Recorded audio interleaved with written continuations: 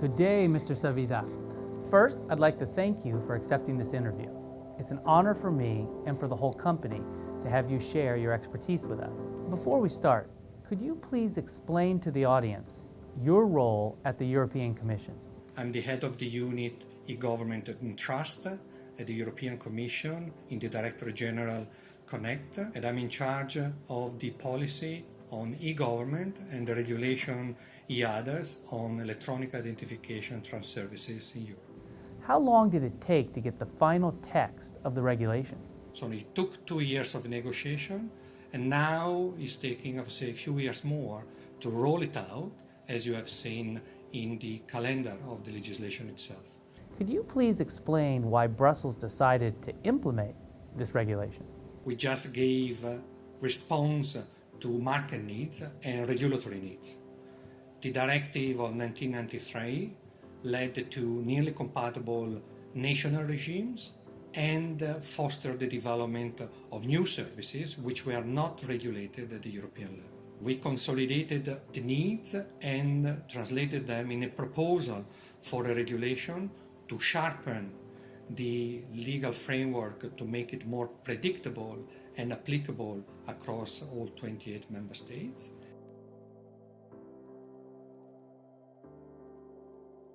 We can see already that the use of trust services is on the rise. The increased and improved service offering by trust service provider brings more choice to consumer, more opportunities to all the players that you mentioned, user, private sector, public sector, and this is helping them to embrace digitization and to change the way in which they organize their activities.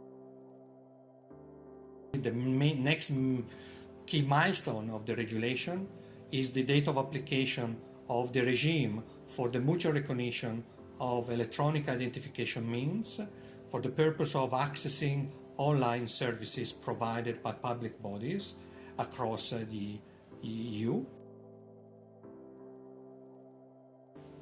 eIDAS indeed is applicable to European Union member states, but the trust model, the trust framework, which is promoting both in the area of trust services as defined in the regulation and in the electronic identification authentication domains, are self-standing and they are replicable everywhere.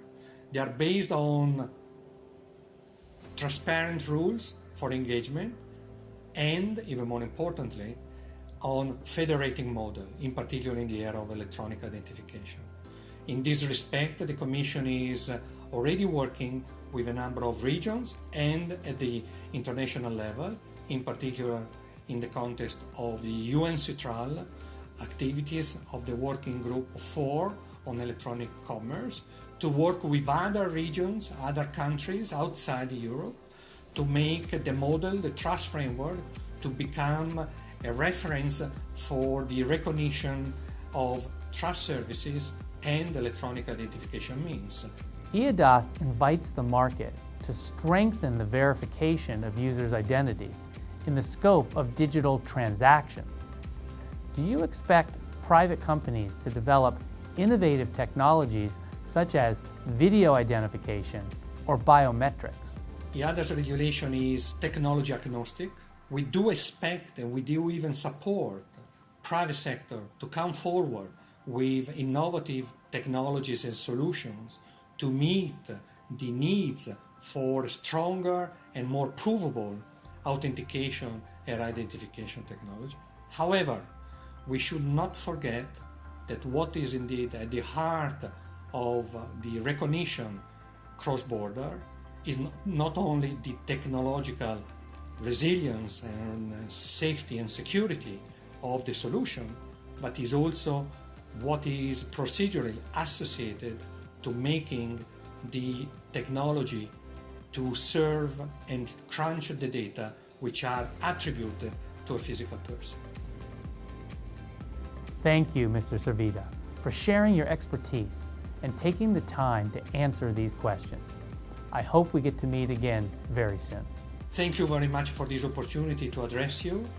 It has really been a pleasure to share some messages with you, and I hope these messages are clear and will help you to move and to act on the market for the benefit of everybody.